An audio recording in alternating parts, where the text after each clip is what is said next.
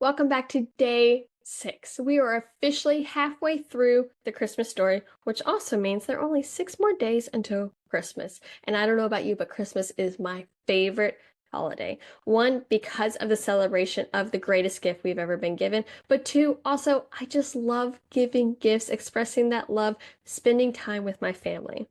And so I was really excited to create these 12 days of Christmas, connecting the greatest Christmas story to land stewardship. And I hope you are enjoying these short insights, these short stories of the Christmas story to land stewardship as well. And if you're just joining in, make sure you listen to the first 5 days before you finish this podcast. So just push a pause real quick, go listen to those, go watch those videos, and then come back and join me for day 6.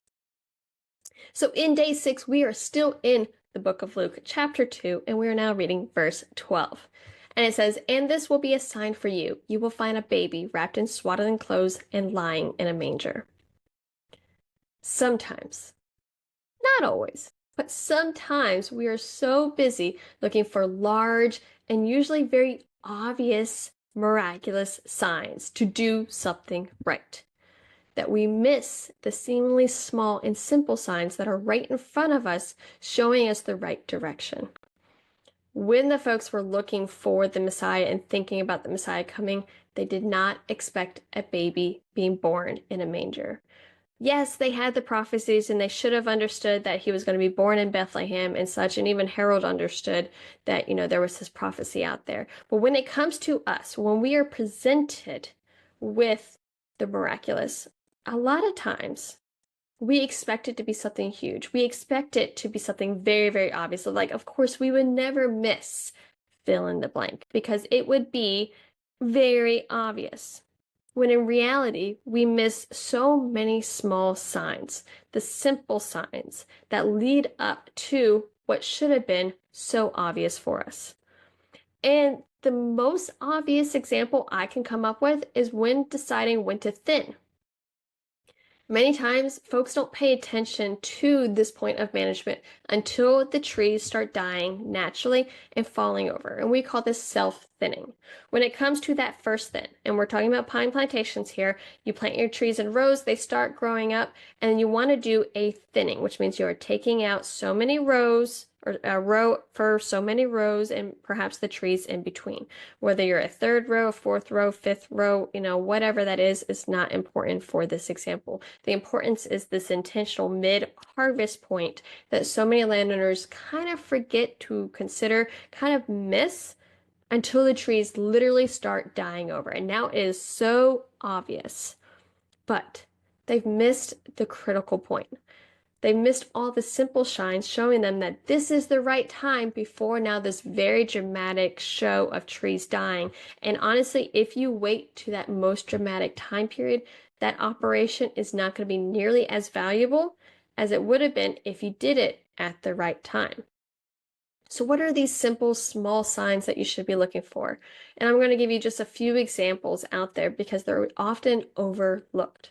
The first one's going to be the crowns are shortening. So the tree crowns are going to be where your needles and branches actually are. They start off, with the majority of the tree when they are very young. And as the tree grows, that green part gets smaller and smaller. And there's going to be a point where they are getting drastically smaller. Now, the rule of thumb is you do not want these crowns to be less than 30% of your total tree height. So just in reference, if you have tree greenery, that's about half the size of the tree, you're probably okay for a little while. But when you start noticing those crowns shortening drastically and all of a sudden you have much, much more trunk, 3/4 of your tree showing compared to 1/4 of it being needles, you've missed the mark.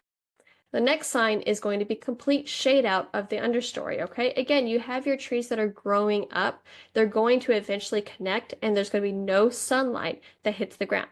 Now, you're not going to be able to thin in most cases as soon as this happens. You need to look at both of these signs at the simple time. But this is an indicator of, hey, I should start paying attention of we have thinning that needs to happen around the corner. And the third is going to be the slowing of your diameter growth. So you're going to be noticing that your trees perhaps are getting taller, but they're not really getting fatter. Now, Are these very, very obvious to the average landowner? No. They're going to be a lot more obvious to a professional forester who has been trained to look for these signs.